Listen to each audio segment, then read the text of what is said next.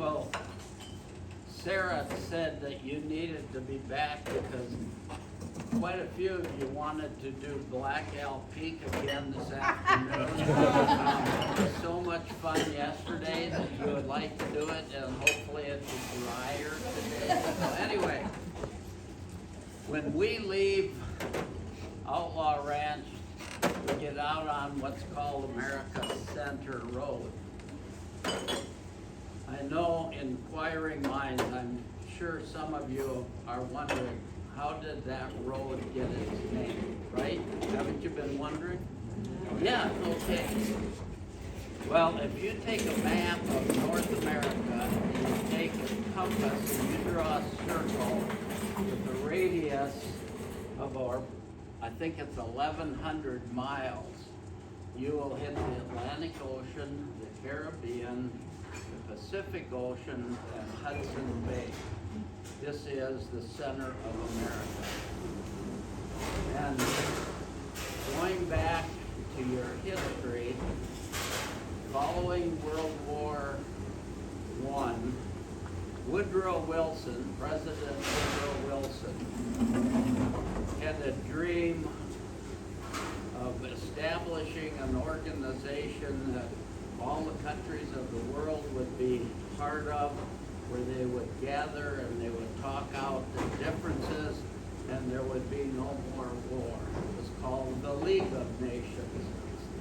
It was the precursor to what we have today, the United Nations.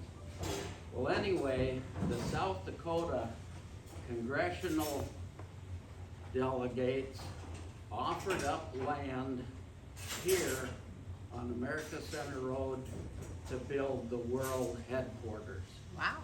Oh, I didn't know. And you know from your history, the U.S. Senate refused to ratify that treaty, and so the League of Nations was dead. Had that happened, I'm sure they would have blacktopped our road coming. So we missed out on it. That is where the name America Center Road comes from. When we get on America Center Road, we go down the road there about a mile, and we come to a big valley. And in 1874, roughly this time of the year, first part of August, General Custer was camped there with approximately 1,100 men, one lady. At that time, the Black Hills and most of western Dakota had been given to the Sioux Nation by Treaty of Laramie in 1868, all the way to the Bighorn Mountains. White people were not to be in this area, but Custer was assigned to Fort Abraham Lincoln, which is near present-day Mandan, North Dakota. He'd been hounding his superiors to let him go and explore this blank spot on the map to see what was here. So they finally gave in and they told him he could go, but he had to be back within 60 days. And precisely on the 60th day, they returned to Fort Abraham Lincoln. They had traveled 800 and some miles in those 60 days. In most places, they would stop for the night, get up the next day and go again, but they camped here on America Center Road for almost a week, and they referred to this spot as their permanent camp. And I have Custer, this expedition was quite amazing. I'm going to pass it around. This is a photograph. Custer brought with him 4 newspaper press people. He brought with him every natural representative from all the natural sciences, botanists, biologists, ornithologists. He brought some geologists, he brought some hard rock miners along. He brought a 16-piece brass band. And when they would arrive at their campsite, the band would set up and they would have music throughout the evening. And what the significance was, I don't know. All the band members rode white horses so they could be identified as a band member. So he said, he brought a lot of civilian people along. He brought a photographer, and Henry Illingsworth, who took this picture.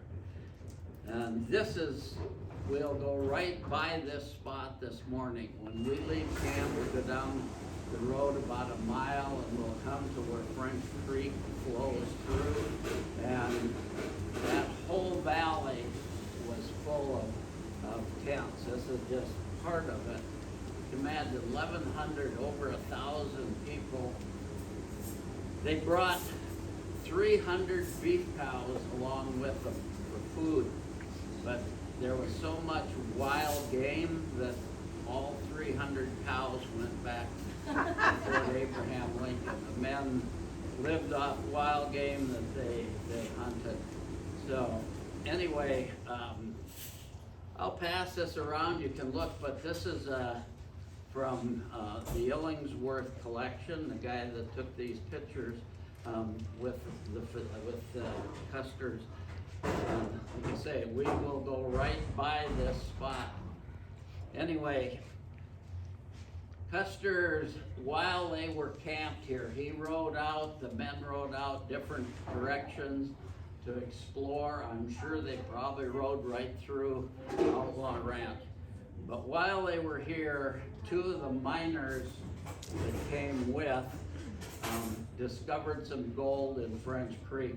When we go back, when we cross French Creek, which isn't a very big body of water, that is the site where gold was discovered that started the gold rush to the Black Hills.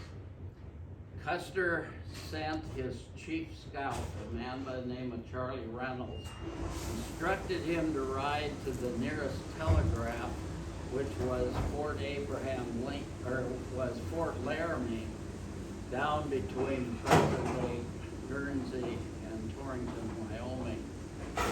He rode mostly at night so he wouldn't be discovered. He got there in a few days' ride, and he sent word of the discovery of gold back not to their superiors, but to the Sioux City newspaper.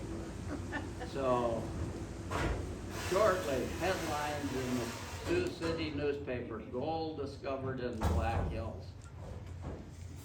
In the fall of '74, a party of miners organized in Sioux City with the intention of sneaking into the Black Hills to stake their claim and find their fortune. They were led by a man by the name of John Gordon. When we leave this morning and we get off the gravel, we'll hit the highway. If you remember, when we hit the highway, the blacktop, straight out ahead of us on a big granite peak out there, Custer has his initials and the year 74 chiseled in the rock up there. But we'll go on the highway for about a quarter of a mile and you'll see this fort-like structure. And that is the first structure in the Black Hills. And this was this Gordon party that snuck in illegally, arrived a few days before Christmas, and the first thing they did, which today seems unimaginable, they dug a trench 4 foot deep, 80 foot square. Now remember, they didn't have backhoes or track hoes with them. It was all pick and shovel, and then they cut down trees, skid the logs in, stood them up, to create some protection from what they perceived might be a hostile Indian attack. Well, one of these miners, David Talent, brought his wife along. And this morning we'll see the stockade, and we'll start down what's called Lower French Creek Road. And the first thing you're gonna see is this monument, this granite obelisk, and that is a monument to Annie Talent. Annie Talent is credited with being the first white woman in the Black Hills. As you remember, there was one lady with Custer that was a black lady. Sarah Campbell was her name. Were you named after her? Probably. Yeah. Anyway, Sarah Campbell, Aunt Sally, came along as one of the cooks on this expedition. Anyway, she didn't get a monument, but anyway, we'll see the obelisk there, the monument to Annie Talent. We'll go down the road about another mile and a half. If you look on the left side, we'll go by a little log building. And that is the first schoolhouse in the Black Hills. 1882, this was built, the first class. Some reports said the first class, they had 40 students, and if you look at that building, you realize there's no way you could get 40 students in that building, so they obviously were counting their online students at the same time. So anyway, we're gonna proceed down Lower French Creek Road. Basically, we will not be in Custer State Park at the beginning. We will basically be paralleling the west boundary. We'll eventually cut into the park. We're gonna go down into Wind Cave National Park. We're gonna stop at an overlook, a nice scenic place. We'll talk to you a little more about some history and geology there. And then we're gonna backtrack and come back up into Custer State Park. And hopefully we'll find some buffalo this morning. They're wild. They go from wherever they want to go, so we don't know where they're going to be for sure, but we hopefully will find some. Maybe we'll find the donkeys, the wild burros in Custer State Park. But we'll go and see what we can find.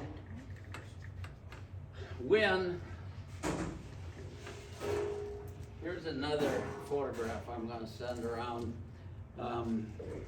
This is taken when we get to French Creek. If you look to the right, there's a huge granite boulder on Calamity Jane Peak. And this picture, again, this was Illingsworth that took it. This is a modern one from the same place. Anyway, I'll pass that around. If you look up there at Calamity Peak, there's a tree almost at the top of that peak. And when you look, just as we go by and you look up, and that tree is growing in a little crevice up there. And the Forest Service a few years ago went up and did a core sample, counted the rings, and that tree is almost 300 years old, growing in the rock up there on Calamity Peak. So anyway, that's what we're hoping to see. We'll be on pretty much on the back roads. Hopefully we won't see a whole lot of motorcycles this morning. So anyway, any questions? Now we're gonna be in 4 different vehicles. We're taking the camp minibus there and 3 Suburbans. So anyone that might be car sick, make sure you get a front seat. where your feel safe, so, Well, before we even go, have you guys ever heard anyone recite history without any notes to that detail before? You guys, this is something not everyone gets to encounter, so. Mark has read a few books. but you guys don't know if it's true or not. That is a very valid point. He might have just spun up anything, thing, but he just told you the impetus story of where things really fell apart for a whole other group of people. That is something, and you told it with detail, and you told it from memory. So, I imagine Kurt would love to be here at this point in time. But I'm gonna tell you what Sarah, cards, yep. What I wanted to say was, with the Gordon party, they were eventually discovered in the spring of 1875, and they were escorted out of the hills by cavalry. Some of the miners made big loops out around and came back, but by that time the rush was on, and the cavalry finally just threw up their hands and said, we can't stop them. And within a very short time, there was 10,000 miners in the Custer area trying to find gold, and by the next year, word came down in Deadwood Gulch in the northern hills, gold was discovered, and within a week or two, there were 40 people left in Custer. So that's the ebb and flow of gold seekers, but it still is up in the air over, this was land that had been promised to the Sioux Nation, and there's still discussion about they would like it back. We offered them money, they've refused it so far. Anyway, Steve. So, between going with Custer, I mean, it sounds like we have an agenda to bring it out of that. Like, we wanted to create a reason. There's many books written about Custer. One of the things, in 1873, there was a depression, a business cycle that really tanked. So what's the best way to bring a country out of a depression? Go to war or start a gold rush. So there's theories that was, the ultimate was find gold and we'll spur the country into this. So like I said, there's many books written about Custer and ultimately his demise. Any other questions? Otherwise, I'll put them in their groups, how's that sound? All right. okay, you're gonna divide them up. We divide and conquer, but you guys think of this, do you know the history of where you live that well? No. Do you know the story of even Camp Randall? Yeah, it was a- Maybe that, but what a thing to decide to live in a place long enough to know the history. And some of you I know are history buffs, so we're all gonna get to the same outlook and spend time there together. So it doesn't matter what vehicle you're in, but I want you, friendship bracelets down for the drive, because your eyes are outside, right? You didn't come here to look at thread, you came here to look for bison. No sleeping Yaakov. Yes,